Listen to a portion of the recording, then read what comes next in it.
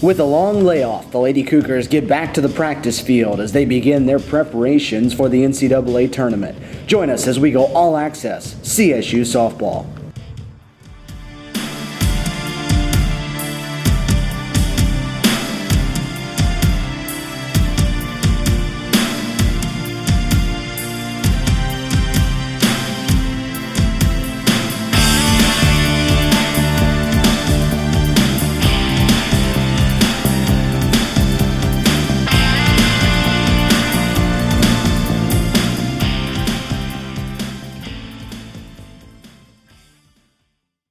After capturing the Peach Belt Conference Tournament Championship, the Lady Cougars returned home with 3 weeks to prepare for the NCAA tournament. The downtime kicked off with the team playing against the Columbus Midnight Stars beat ball team, a game that provides those who are visually impaired with an opportunity to play. From what I've heard, it's a new beat baseball team, so I guess it's a good experience for them to come out and play, as well for us to see kind of what it's like to have a disability and to see what it's like to play a sport with a disability, since, you know, all of us play this game every day and we all have eyes, so it's a little different playing without them.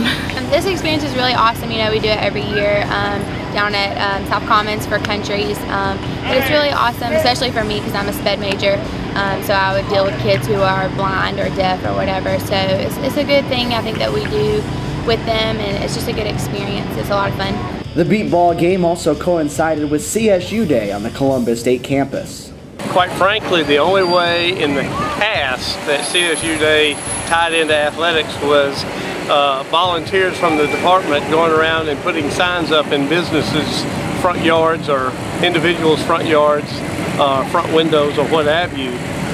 So Dr. Alan Metters comes in and says, we're going to change it up. And so he had the vision of trying to create something around an athletic event. We decided to kind of bring the people to campus because we were taking signs to them, but they weren't really interacting with our students. And so we wanted to have an interaction and create an environment for the students to be involved and engaged. And so we got student activities and student life, and then we tried to center it around an athletic event. And fortunately, we were able to play Valdosta State today. And so we think it just created a campus environment that maybe we've not had for a while. After a light week of work, the Lady Cougars hit the ground running on the practice field. 3 weeks in between games wasn't what the team was hoping for. I believe it's pretty difficult to come out here and kind of be motivated. You know, you're on a roll, especially after a conference tournament. You just want to keep playing. You know, you're feeling good, you're hitting good, you're pitching good, defense is good. And then you have like a couple of days off to rest and stuff. But once you come back out here, it's like, well, we play in 2 weeks, you know, but I feel like our team has come out here and we've, you know, taken care of business, inter squad, stuff like that. But I think that once next week rolls around, we're going to turn it on and get back to where we were when we left off. So definitely not for taking time off. It's not very fun. It's been difficult to just not really do much, just hit on our own, do this and that, like not be in our daily routine. I think that I'm not for a couple weeks off before we play again because it just gets you out of the groove and you kind of need to get back into it mental wise.